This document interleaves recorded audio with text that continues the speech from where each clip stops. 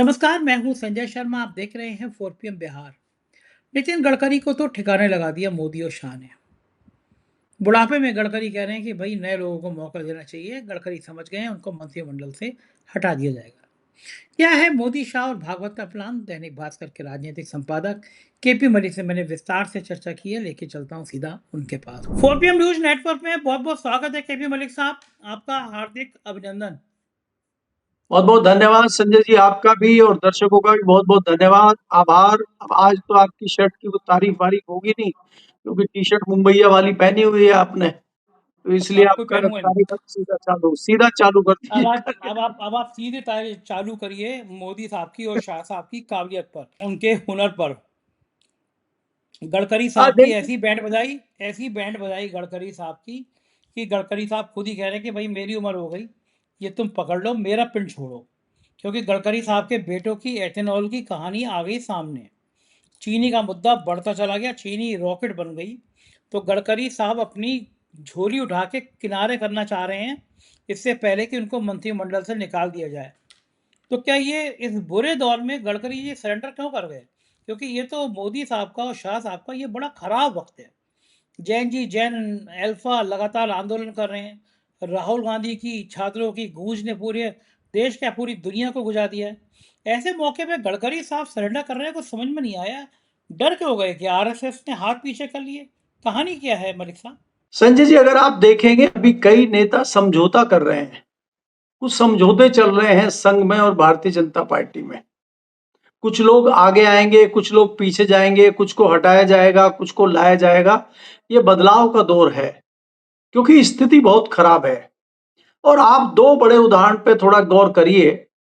जब उत्तर प्रदेश में एक समय यह था कि भारतीय जनता पार्टी की तूती बोल रही थी और कल्याण सिंह जैसे मुख्यमंत्री का डंका बज रहा था, और एकाएक कल्याण सिंह को हटा के राजनाथ सिंह को बनाया था, और फिर कबर खुद गई थी वहां पे भारतीय जनता पार्टी को उत्तर प्रदेश में।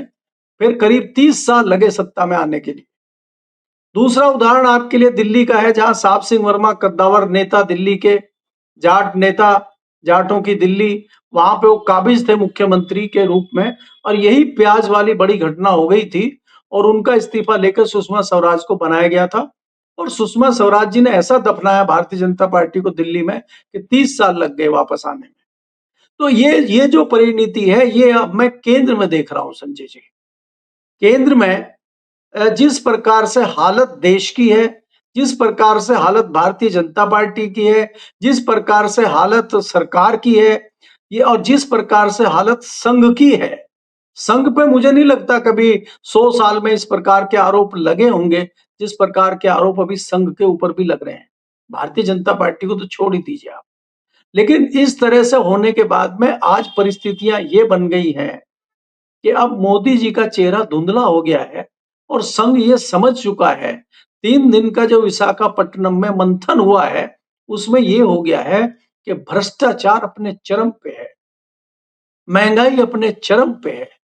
संजय जी, चीनी जो 40-45 रुपए बिक रही थी कुछ दिन पहले, आज वो 80 से 85 के बीच में बिक रही है।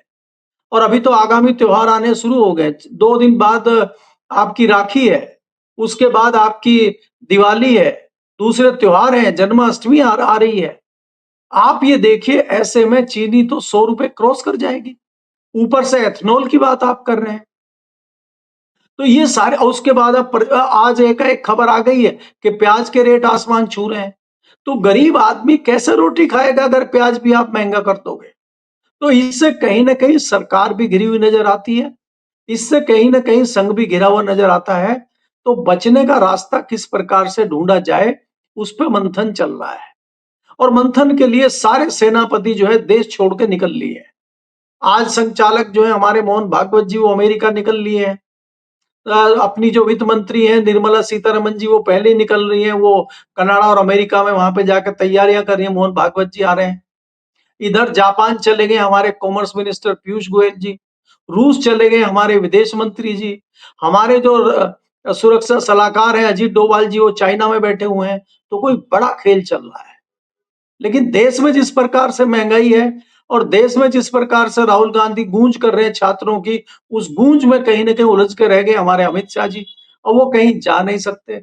उनको दिल्ली में रहना पड़ता है, उनके ऊपर इस्तीफे का दबाव बना हुआ है। अब वो क्या करें? जिस प्रकार से अर्थव्यवस्था की हालत है देश में, उससे कहीं ना कहीं भारतीय जनता पार्टी को समझ नहीं आ रहा है। दूसरी चीज, जिस प्रकार से आज अमेरिका ने कुछ और प्रतिबंध इराक पे लगाए हैं, उससे रही सही जो हमारी चीजें थी, हमारा जो एक्सपोर्ट होता था ईरान को, वो लगभग 90 से 95% बंद हो गया है। उसमें दो तीन चीजें बची हुई थी, हमारी चाय जाती थी, चावल जाता था और दवाइयां जा रही थी। वो मानवीय आधार पर मानवता के नाते था कि भाई ये चीजें जा सकती हैं। अब वो भी बंद हो जाएंगी, ना आपका चाय जाएगी, ना आपका चावल जाएगा, दवाई भेजनी हो भेज दो आप। तो जब आप सारी चीजें हो जाएंगी, हमारी तो ये भी हालत नहीं है कि हम अमेरिका को कह दें नहीं हम तो भेजेंगे, हम तो व्यापार करेंगे। चर्चा ये चल रही है कि जब जब मोदी जी शेयर करते हैं, ट्रंप साहब के साथ बैठ के बात करते हैं, टेबल शेयर करते हैं, तो कुछ ना कुछ बड़ा मामला होता है। तो इसलिए मोदी जी को दूर रखा जाए ट्रंप से, ट्रंप का चेहरा ना दिखे उनको और ट्रंप को उनका चेहरा ना दिखे, इसलिए उचित दूरी बना के रखें। आगामी अगले महीने में जो ब्रिक्स की बैठक होने जा रही है दिल्ली में, उसमें कैसे ट्रंप का सामना मोदी जी करेंगे, मैं तो ये सोच के हैरान हूं। संजय जी, अंदर की खबरें आ रही हैं, आज ही वहां के किसी लोकल आदमी ने हमें व्हाट्सएप पे मैसेज भेजा कि करीब 60 किलोमीटर जमीन और दबा ली है चीन ने। लोग त्राहिमाम अरुणाचल में कर रहे हैं। आप देखिए मोदी जी हर स्टेट में 10-10 बार जा चुके हैं, यूपी कितने चक्कर लग चुके हैं, आज तक मणिपुर नहीं गए। तो ये क्या कह रहे हैं? जिनको जवाहरलाल नेहरू मुकुट बताते थे भारत का, ये सेवन सिस्टर बताते थे हम उनको, उत्तर पूर्व को, आज मोदी जी उधर जा ही नहीं रहे हैं, कह रहे मुकुट खराब है, ये बिना मुकुट के रहना चाहिए। तो ये जो परिस्थितियां देश में बनी हुई है, क्या किसी चीज से बचने के लिए खाली मुंह फेर लेना ठीक है उससे, या मुंह फेर लेने से काम चल जाएगा, या उस समस्या का सामना करना पड़ेगा? समस्याएं मुंह बाए खड़ी हैं बहुत सारी, और दो जो सबसे बड़ी समस्या है संजय जी, रोजगार की, शिक्षा की और स्वास्थ्य की भी है। आप देखिए कि अभी कोई कह रहा स्वाइन फ्लू आ गया, कोई कह रहा कोरोना चल रहा है। कम से कम हर एक घर में आप देखेंगे, अगर किसी के घर में 5 सदस्य है तो 3 या 4 लोग बीमार हैं किसी न किसी वजह से। दिल्ली जैसे शहर में कह रहे हैं स्वाइन फ्लू फैला पड़ा हुआ है। तो ये जो सारी चीजें हैं, सरकार मस्त है अपने में, सरकार को पता ही नहीं है। हॉस्पिटलों में भ्रष्टाचार चल रहा है, प्राइवेट में आप जा नहीं सकते, प्राइवेट में आप गलती से भर्ती हो गए तो आपका घर बिक जाएगा। तो कहां हमने देश को लाके खड़ा कर दिया है? बिल्कुल ठीक बात है, लेकिन लोग हैरान हैं कि गडकरी ने लिखा क्यों? मेरी उम्र हो गई, नई पीढ़ी को मौका मिलना चाहिए। गडकरी इतनी आसानी से हार मानने वाले योद्धा तो नहीं है। और क्या इस लिखने के बाद अब ये माना जाएगा कि मंत्रिमंडल से गडकरी की छुट्टी हो रही है, गडकरी को हटाया जा रहा है? किसी समय में गडकरी को मोदी का सबसे बेहतर मंत्री बताया जाता था। लोग कहते थे अगर बेहतर काम हो रहे हैं तो गडकरी में। लेकिन फिर दिल्ली की एक सड़क आई, आपको याद होगा, केजरीवाल ने खुलासा किया कि सोने की सड़क है, जरा सी दूरी की सड़क, सैकड़ों करोड़ रुपए का घोटाला। और उसके बाद एक गडकरी के घोटाले खुलते चले गए। फिर गडकरी ने कहा कि साहब, मेरे को साजिश की जा रही है, मेरे खिलाफ एक कैंपेन चलाया जा रहा है, बाकायदा प्रायोजित। और लोग तो बताते हैं कि अमित मालवीय का नाम लिया उन्होंने, संघ में शिकायत की गई। बड़ा सवाल यह है कि गडकरी के खिलाफ ये प्लान कौन कर रहा था? क्या मोदी, क्या शाह, क्या विपक्ष राहुल गांधी? कौन कर रहा था ये प्लान गडकरी के खिलाफ? और गडकरी के कैबिनेट मिनिस्टर के खिलाफ कोई प्लान हो सकता है, फिर मेरे और आपकी तो हैसियत क्या है? हम लोगों के खिलाफ कभी भी प्लान हो जाएगा। गडकरी क्या वास्तव में मंत्रिमंडल से छुट्टी पा जाएंगे? और अगर मंत्रिमंडल से हटाया जाता है गडकरी को, या खुद हटते हैं, तो इसका संदेश बीजेपी में क्या जाएगा? वसुंधरा राजे को डर लगेगा नहीं लगेगा? योगी आदित्यनाथ को डर लगेगा नहीं लगेगा? मलिक साहब, संजय जी देखिए, वसुंधरा राजे को डर लग के अब क्या होगा? अब तो डर उनका निकल चुका है, अब क्या रखा है डर करने में? अब तो गंगा में पानी बह चुका है। अब योगी जी का अगर 9 साल में कुछ नहीं बिगड़ा तो अब क्या बिगड़ेगा अंत में? डरना वरना उनका निकल गया है। आपने जो सवाल पूछा है कि गडकरी जी को कौन हटाना चाहता है, भाई वो थ्योरी है ना, पुलिस की थ्योरी है। अगर किसी का मर्डर हुआ है, किसी के घर में डकैती हुई है, तो पुलिस किस थ्योरी पे जांच करती है कि भाई इसके मर्डर होने से फायदा किसको हो रहा है, तो उस एंगल पे जांच करते हैं। अगर गडकरी जी हटते हैं तो उसका फायदा किसको होगा? गडकरी जी के कंपटीटर संजय शर्मा या केपी मलिक तो है नहीं। ऐसा तो है नहीं कि ट्रांसपोर्ट मिनिस्ट्री आपको या मुझे मिलेगी कल सुबह, हम शेरवानी वगैरह सिलवाएं, ऐसा तो कुछ है नहीं। गडकरी जी कंपटीटर किसके थे? गडकरी जी क्या कर सकते थे? क्या गडकरी जी को प्रधानमंत्री का चेहरा बनाया जा सकता था क्या? तो इसलिए गडकरी जी के पर कतरे गए हैं। दूसरी बात यह है कि योगी जी की जो हम लगातार बात करते हैं कि योगी जी के पीछे कौन पड़ा हुआ है, योगी जी के पीछे वही पड़ेगा जिसके लिए वो खतरा साबित होते हुए दिखाई दे रहे हो। तो ये तो एक औसत बुद्धि वाला व्यक्ति भी संजय जी समझ सकता है कि कौन खतरा बना हुआ है। अमित मालवीय जी अगर पड़ेंगे पीछे गडकरी के, तो अमित मालवीय तो ट्रांसपोर्ट मिनिस्टर बन नहीं रहे, उनके आका बन सकते हैं। तो वो अपने आका के लिए रास्ता साफ कर सकते हैं, और उनके आका का नाम तो आप जानते ही हैं। इसीलिए तो अब उनके आका के जितने लोग जहां-जहां थे, उनको चुन-चुन के हटाया जा रहा है। कुछ को हटा दिया गया है और कुछ को बहुत जल्द आप हटते हुए देखेंगे। क्योंकि आका के पर कतरे जा रहे हैं। आका के सबसे बड़े कंपटीटर जो थे, वो गडकरी जी थे। और इसीलिए महामानव भी डरे हुए हैं, क्योंकि उनके भी कंपटीटर वही हैं। तो इसलिए जो मैंने आपको कल भी ज़िक्र किया था, और मैंने आपको बताया था कि ये जो सत्ता का त्रिशूल था, ये जो इनके हाथ में था, वो सत्ता का त्रिशूल इनके हाथ से छिन गया है। और इनके जो महामानव थे, उन्होंने समझौता कर लिया है कि हमें तो एक पाया सा पकड़ा दीजिए, बस सत्ता के जो 3 शूल हैं ये, एक शूल हमें पकड़ा दीजिए और 2 मोहन भागवत जी आप रख लीजिए, आप जैसे चाहें करें, और राम माधव जी को भेज दीजिए, ये अपना करते रहें। तो उस जो त्रिशूल था सत्ता का, वो उन्होंने ले लिया, एक शूल मोदी जी को दे दिया, बम-बम चल रहा है। अब जिनको कुछ नहीं मिला वो दिक्कत में है, और जिनको मिल गया, जिनकी लॉटरी किसी की खुल गई है, किसी की खुलने वाली है। और वसुंधरा जी आ गई हैं इतने दिन बाहर रहते हुए। राम माधव जी आ गए हैं, बाकी लोग आ रहे हैं, आने की तैयारियां कर रहे हैं। अब कहाँ हैं बेचारे हमारे दोस्त संजय मयूख, कहाँ है अरुण सिंह जी, कहाँ है नरोत्तम मिश्रा जी? आपको पता है ना, नरोत्तम मिश्रा जी के कुछ और क्रांतिकारी साथियों ने इस्तीफा भारतीय जनता पार्टी से ही दे दिया। तो ये क्या हो रहा है पार्टी में? तो इसलिए आपको ये देखना होगा कि जो बुझा बुझा चेहरा चाणक्य जी का दिख रहा है, और चाणक्य जो गफलत में है, चाणक्य जो दिक्कत में है, वो दिक्कत का कारण क्या है? देखिए, बहुत सारी चर्चाएँ विशाखापट्टनम में हुई है। विशाखापट्टनम में एक-एक चीज़ की चर्चा हुई है, 3 दिन लगे हैं, वहाँ कोई 1 दिन की चर्चा नहीं हुई है, और गंभीरता से चर्चा हुई है।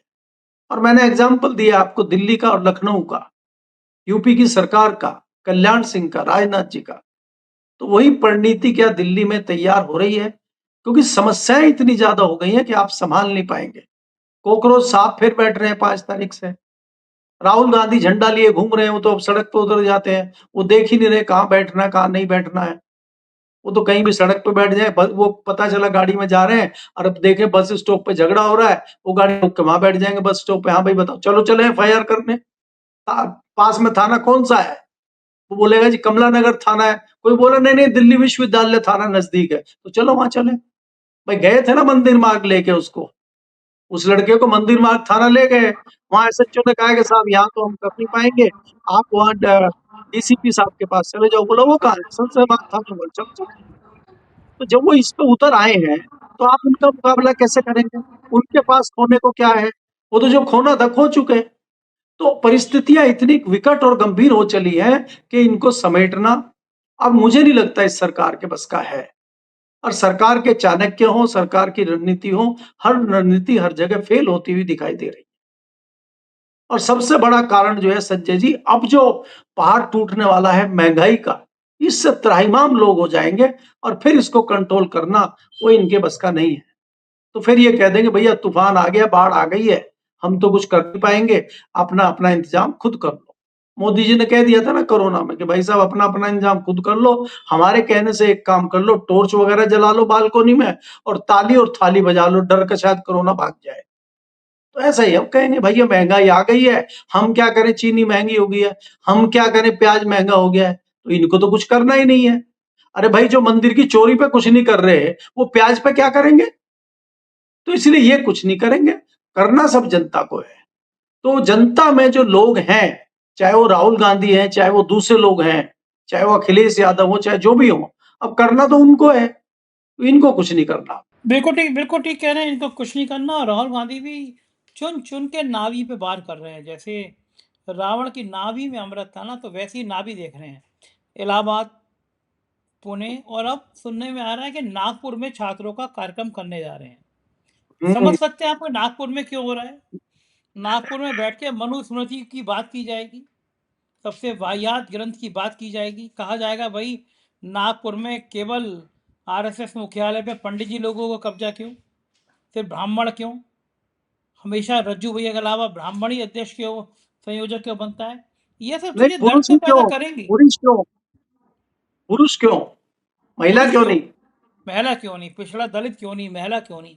अब अगर ये बात नागपुर में राहुल गांधी सैकड़ों हजारों स्टूडेंट्स के बीच में उठाएंगे तो नागपुर में दर्द होगा। मोहन भागवत जी अमेरिका घूम रहे हैं, अमेरिका में पाचन शक्ति की थोड़ी गड़बड़ा जाएगी। क्या खेल है ये नागपुर की स्ट्रेटेजी का, क्या लगता है आप? नहीं संजय जी, आपको ये देखना होगा कि राहुल गांधी ने जो फोकस किया है छात्रों पे, युवाओं पे, अब उन्होंने उसको थोड़ा सा मोल्ड किया है। अब वो छात्राओं के साथ, महिलाओं के साथ, लड़कियों के साथ ज्यादा संवाद कर रहे हैं। और आपको पता है कि अगर आप ट्रेंड देखें, चाहे वो बिहार का ट्रेंड हो, मध्य प्रदेश का ट्रेंड हो, महाराष्ट्र का ट्रेंड हो, और चाहे वेस्ट बंगाल का ट्रेंड हो, इन्होंने सीधा महिलाओं को टारगेट करते थे कि महिलाओं के अकाउंट में 10-10 हजार रुपए भेज दिए और धड़ाधड़ वोट पड़ गए।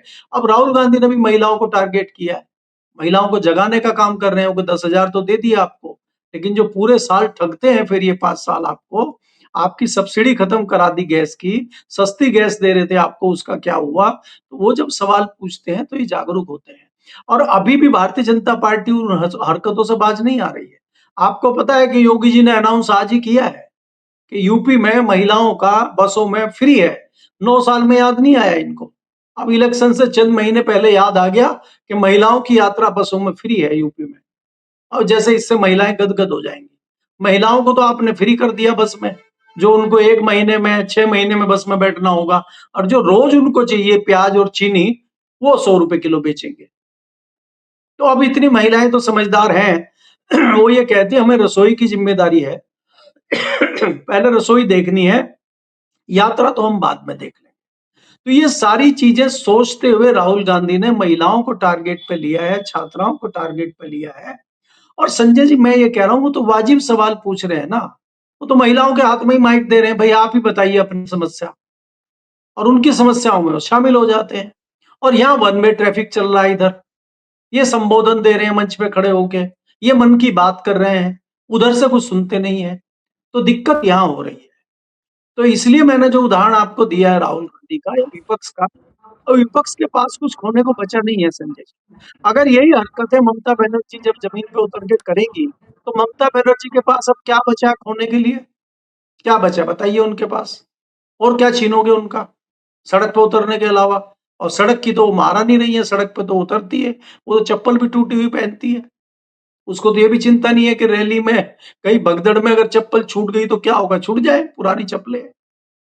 तो अगर इस तरह के लोग सड़कों पे उतरेंगे तो ये उनका मुकाबला कैसे करेंगे? निशिकांत दुबे जी बचाने हर जगह नहीं आ पाएंगे, वो तो पार्लियामेंट में बचा सकते हैं, आप सड़कों में थोड़ी आएंगे वो। बिल्कुल ठीक कह रहे हैं। और एक टाइम में ऐसा होता था केपी मलिक साहब, जो सीनियर नेता होते थे, अच्छे नेता होते थे, वो दागदार लोगों को अपने पास नहीं आने देते थे, बेईमान और भ्रष्ट लोगों को आने नहीं देते थे। पिछले दिनों लखनऊ में ताज होटल का उद्घाटन हुआ, मैं देखकर हैरान कि साहब बनवा कौन रहा है, एप्को कंपनी के अनिल सिंह।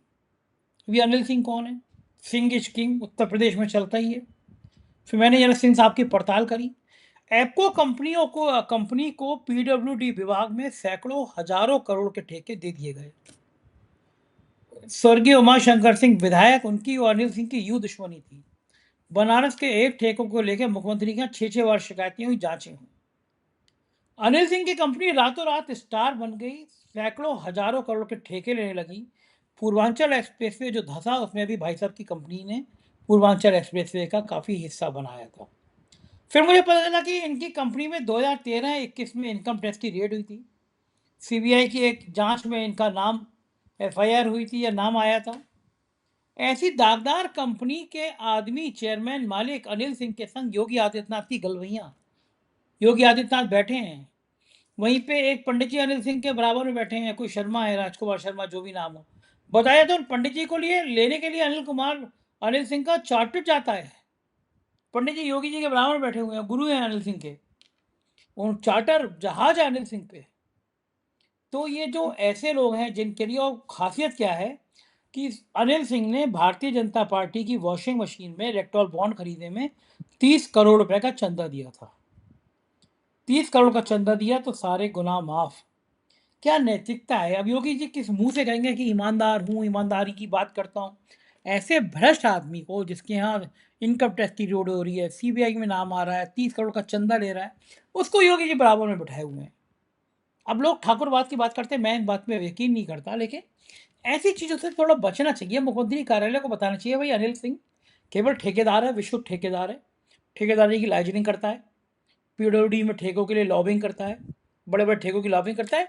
मुख्यमंत्री जी थोड़ा दूर रखिए इससे, ऐसे आदमी से। देखिए मुख्यमंत्री जी बैठे हैं, ये सब क्या है? संजय जी, इसी भारतीय जनता पार्टी का एक बड़ा उदाहरण आपको देता हूं। हालांकि व्यक्ति वो दिल से बहुत अच्छे हैं, लेकिन वो उनको माना अच्छा नहीं जाता। डीपी यादव बहुत बड़े बाहुबली हैं उत्तर प्रदेश के, आप सब जानते हैं। और सांसद भी रहे और मंत्री भी रहे, और वो वास्तव में लोगों की मदद करने वाले व्यक्ति हैं। लेकिन जब उन्होंने भारतीय जनता पार्टी ज्वाइन की और प्रेस कॉन्फ्रेंस हुई, कुछ पत्रकारों ने सवाल पूछे,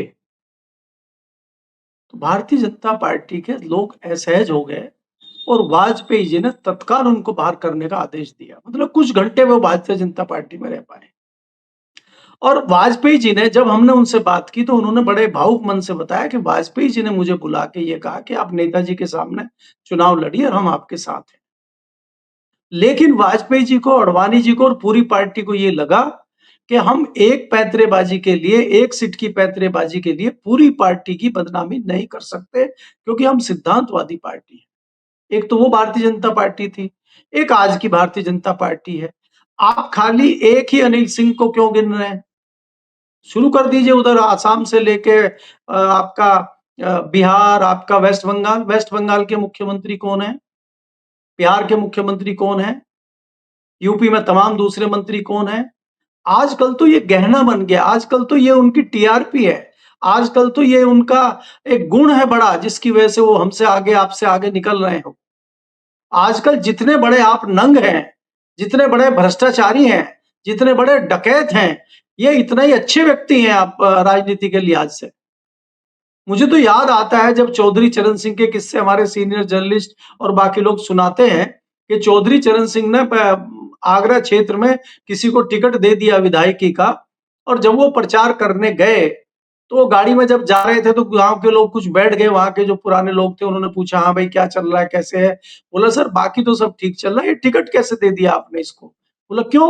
बोला ये तो एक नंबर का नशेड़ी है, और वो बेचारा दारू पीता था सिर्फ। देखिए, आज तो दारू पीना अपराध ही नहीं है। और जब ये पता लगा चौधरी साहब को कि ये व्यक्ति दारू पीता है, वो बाकायदा मंच पे पहुंचे और उन्होंने ये कहा कि भाइयों देखो, मेरे से बहुत बड़ी गलती हो गई है, मेरे से बहुत बड़ा अपराध हो गया है। और वहां के जो लोकल लोग थे बोले, चौधरी साहब का कह रहे हैं, का कह रहे हैं चौधरी साहब, इनसे कहा अपराध हो सकता है? तो उन्होंने कहा कि मेरे से अपराध हो गया और मेरे से एक नशेड़ी को टिकट दिया गया गलती से। तो भाई ऐसा नहीं है कि ठीक, एक गलती तो हो गई, दूसरी गलती कतई नहीं होनी चाहिए। ये कहीं ऐसा ना हो जीत जाए, तो इसको हराना है। अब आप बताइए, क्या जिस पार्टी से आप चुनाव लड़ रहे हैं और वरिष्ठ नेता आपके आए हैं और वो आपको कह रहे हैं कि जिताना नहीं हराना है? ये भी राजनेता थे। और आज योगी जी उनका प्रचार कर रहे हैं, ताज होटल की चाय की चुस्कियां ले रहे हैं, क्योंकि बाबा ने चाय वगैरह मठ में तो इतनी बढ़िया मिलती नहीं, ना सचिवालय में मिलती। ताज तो ताज है, तो जो ताज में मिल रही है वहां पे तो वो चाय की चुस्कियां ले रहे हैं, खूब जो है नाश्ता कर रहे हैं। तो वो तो करना ही पड़ेगा, गलबैया तो डालनी पड़ेगी। इसीलिए राजनीति जो है धरातल में चली गई है संजय जी, रसातल में चली गई है। इसीलिए राजनीतिक लोगों से आम आदमी को घिन आने लगी है। और आपने खुद कहा ना कि उन्होंने पार्टी में बॉन्ड ले लिए, पार्टी में चंदा दे दिया, तो डकैती डालो और चंदा दे दो, और आप साफ सुथरे धुल गए वॉशिंग मशीन में, चकाचक आपके कपड़े हो गए। और जो एक सीधा सच्चा व्यक्ति है वो तो चुनाव नहीं जीत पाएगा। तो आज की डेट में संजय जी ये हो गया है कि भले आदमी का जमाना ना राजनीति में है, ना किसी नौकरी में है।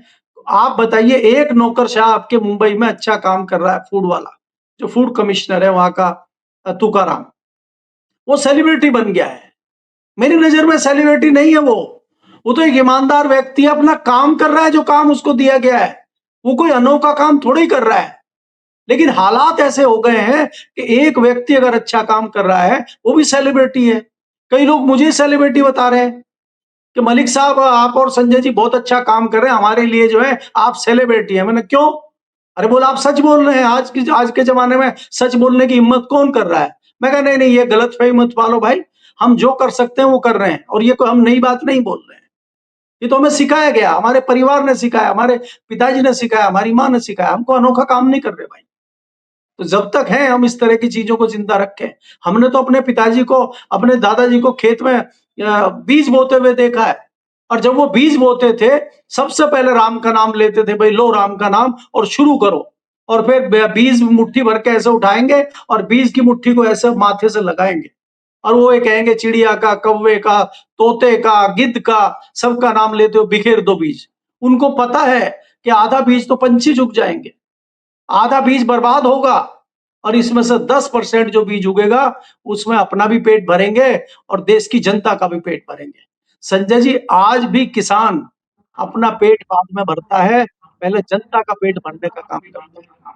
और ये राशन फ्री बांट रहे हैं, ये कह रहे हैं हम दे रहे हैं राशन, ये कह रहे हैं कि सही हम बात। राशन दे रहे हैं। जी। सही है, बिल्कुल सही कह रहे हैं। और जब आपने राम का नाम लिया तो अयोध्या का ज़िक्र करना ज़रूरी है। वहाँ पे एक कारसेवकपुरम में शायद एक कोई ओम आश्रम था। वहाँ पे एक सभा हो रही थी साधु संतों की, चंपत राय की कारगुजारियों की। पुलिस ने आकर रुकवा दी सभा। संत नारे लगाने लगे, चंपत राय चंदा छोड़, गद्दी छोड़, अयोध्या छोड़। ऐसे नारे लग रहे हैं, पता नहीं चंपत राय और नृपेंद्र मिश्रा को योगी जी बचा क्यों रहे हैं? क्या कहानी है? नहीं संजय जी, अगर आप देखेंगे ये बचाने की खाली बात नहीं है, मुंह नहीं खोल रहे हैं, आप मुंह भी नहीं खोल रहे हैं। देखिए, जब कत्लेआम हुआ था गुजरात में 2002 में, वाजपेयी जी ने कई सारे बयान दिए थे, और कड़वे बयान दिए थे वाजपेयी जी ने, और वाजपेयी जी इनको तत्काल हटाना चाहते थे, वो नहीं हटा पाए। लेकिन उन्होंने, वैसा नहीं हो गया कि चुप करके बैठे, आंखें बंद करके बैठ जाए। आज आप मंदिर चोरी पे आंखें बंद करके बैठे हैं, जबान बंद करके बैठे हैं, आप वक्तव्य तक नहीं दे रहे हैं। तो ये जताता है कि आपकी इसमें 100% इसमें संलिप्तता है, बिना उनके हो ही नहीं सकता। चंपत राय की इतनी हिम्मत ही नहीं है। चंपत राय जी अगर 9 पेज की चिट्ठी लिख रहे हैं तो वो हवा में नहीं लिख रहे हैं, इसमें बहुत सारे लोग इन्वॉल्व हैं और सब नप जाएंगे। इसलिए चंपत राय जी चौड़े होकर घूम रहे हैं, और वास्तव में चंपत राय का कुछ नहीं बिगड़ेगा। चंपत राय तो माध्यम है, चंपत राय तो जो आपके सामने दिख रहे हैं वो है, बाकी बात कुछ और है। स्पीकर, उनका मुंह स्पीकर है, आवाज कहीं और से आ रही है। उनके हाथ रोबोट के हाथ हैं, वो हाथ के संचालित कहीं और से किए जा रहे हैं। वो है। तो ये दिल्ली जा रहा है पैसा के, नागपुर जा रहा है, उसी, वो तो बात की बात है। लेकिन इसमें मामला है कुछ ना कुछ जरूर, और समय आने पर खुलेगा। हालांकि होगा कुछ नहीं, अभी मैं संजय जी बता दूं, ये हम और आप जैसे जो है बोलते रहेंगे, होना कुछ नहीं है। क्योंकि जनता में भी काफी लोग ऐसे हैं जो अंधभक्त बने हुए हैं आज भी, उनकी आंखें नहीं खुलेंगी। भगवान के मंदिर में चोरी हो, डकैती हो, तब भी किसी व्यक्ति की आंख ना खुले, तो फिर उसकी आंख इसलिए नहीं खुलेगी क्योंकि वो सोने का नाटक कर रहा है और जगा हुआ है, सिर्फ आंखें बंद कर रखी है। जो सचमुच सो रहा हो उसको तो जगाया जा सकता है, और जो सोने का नाटक कर रहा हो उसको कैसे जगाओ? बिल्कुल ठीक कह रहे हैं, बिल्कुल सही कह रहे हैं। हकीकत यही है, जो नाटक कर रहा है उसको कैसे जगाएँ। बहुत-बहुत शुक्रिया मलिक साहब, धन्यवाद। ये थे केपी मलिक जी और बड़ी विस्तार से उन्होंने चर्चा की। बात सच है, राजनीति में भ्रष्टाचार इतना बढ़ गया है, भारतीय जनता पार्टी के वॉशिंग मशीन में कैसा भी कूड़ा-करकट, कैसा भी भ्रष्टाचारी, बलात्कारी डाला जाए, बीजेपी उसको साफ कर देती है। लखनऊ में ताज होटल नया बना है, उसके मालिक, एप्को के मालिक अनिल सिंह, जिन पे ED Singh, CBI, income tax, यानी क्या क्या बवाल चल रहे हैं। योगी आदित्यनाथ के साथ उनकी ताजपोशी। कहानी यही कहलाती है कि एप्को को सैकड़ों हजारों करोड़ के ठेके दिए जा रहे हैं। आप क्या सोचते हैं इस बारे में? जरूर बताइएगा। शुक्रिया, थैंक यू।